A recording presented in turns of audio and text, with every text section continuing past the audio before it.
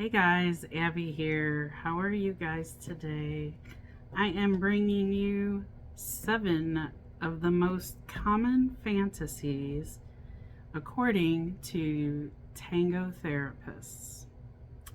So, on this channel, we discuss many different types of fantasies, and I get the privilege of sharing your guys' stories that you are so kind to share with me, and your experiences with these fantasies. Um, and it's awesome that we can do it in a non-judgmental environment.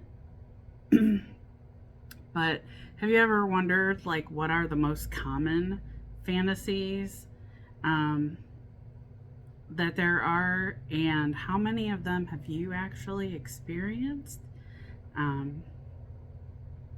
I am going to bring you that list today, and I will share with you how many of those 7 common fantasies I've actually participated in my lifetime. But we'll do that later on in the video. Let me know how many you have either had and or experienced. But for now, did you know that daydreaming about fantasies, according to tango therapists, are totally and completely normal, and at times even helps spice up your relationships? So yes, they do. So without further ado, we shall get into it.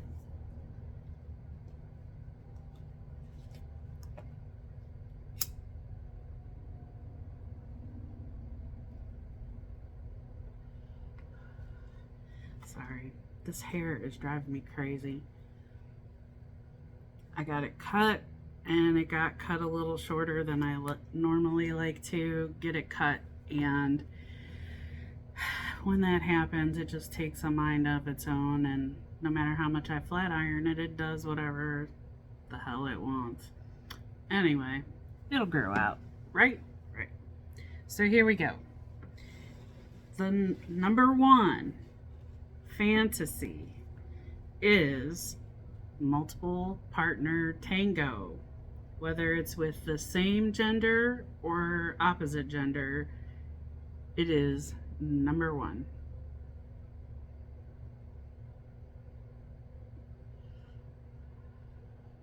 And for Abby, that's a check. We're gonna go check. 1 check for fantasize, 2 checks for actually did it. Number 2, dominant or rough tango. This can be anywhere from aggressive to animalistic, and at times kind of scarily somewhat violent. We'll go with check and check or half check for Abby. Definitely not to the violent extreme, we'll just say that. Number 3, voyeurism and exhibitionism. This can be watching other people or engaging in the tango or exposing yourself or parts to unsuspecting participants. That would not be anything I would check off.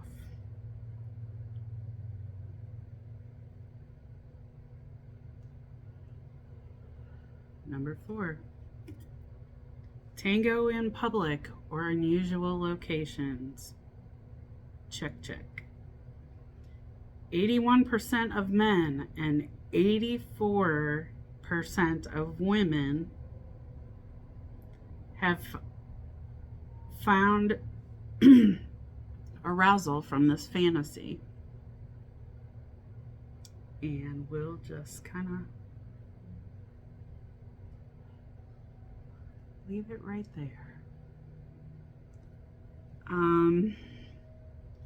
Role play and cosplay.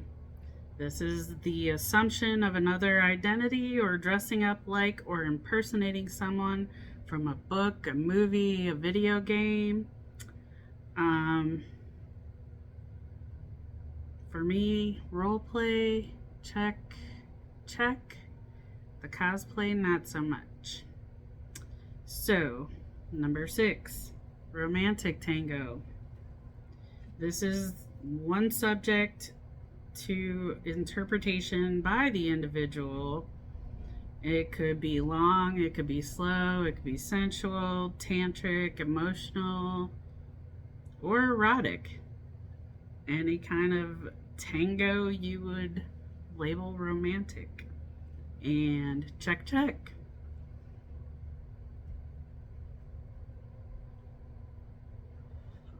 Crap. Number 7, last but not least, gender bending and homoeroticism. And this is challenging societal expectations of their gender, and the latter involves tango with members of the same sex by people who identify as heterosexual, not just homosexual.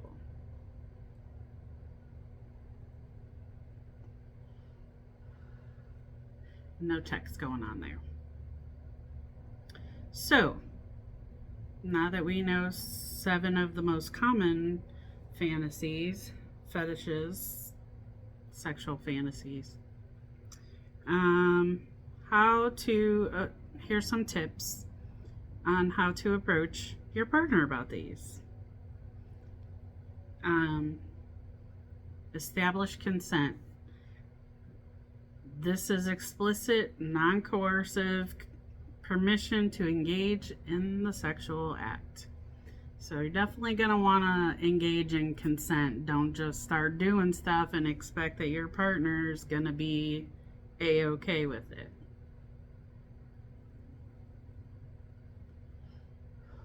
Two, discussing boundaries.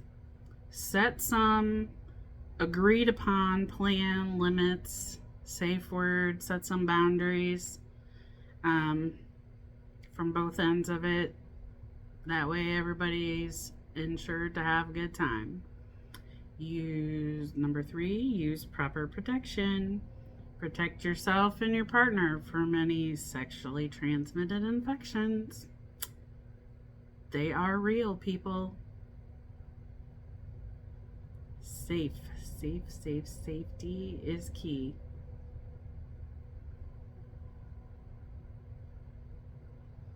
Number 4, treat your partner with respect. Remember, sharing and engaging in these fantasies is leaving the person with a certain sense of vulnerability, and they feel safe enough to trust you enough to share that with you. So responding in a judgmental or condescending manner is going to ruin that. And they're not going to come to you for anything ever again. So you definitely want to keep an open mind when approaching each other, or if your partner approaches you about it. Don't judge. You know, if you're the person being approached by it, you can always say no. You don't have to say yes. You can always say no, but be polite about it.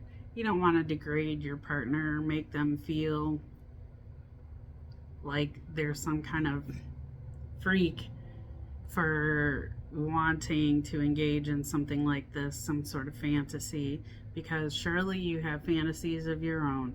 We all do. You know, we all have our thing, as I like to say. So, what is the takeaway from all of this? Fantasies are nothing to be embarrassed about. We all have them.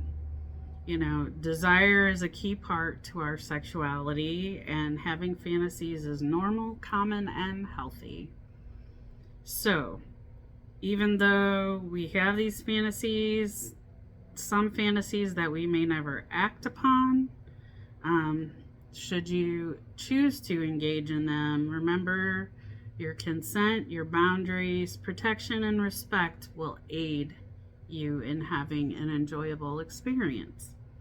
So, again, in closing, when I counted this up and started typing up this video, I had found that 5 of the 7 fantasies that we talked about today, I have actually had myself and have actually engaged in all 5 of them at some point throughout my life.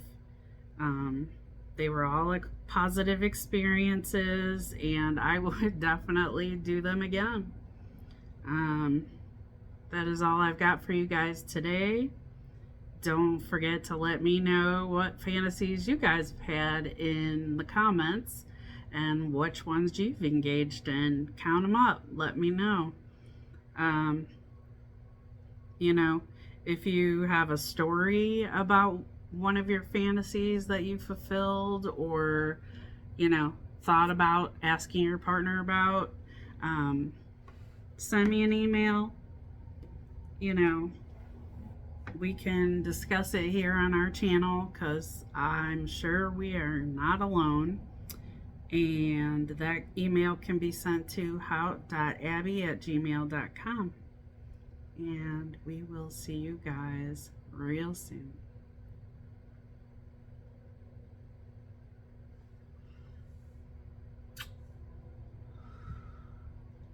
Bye.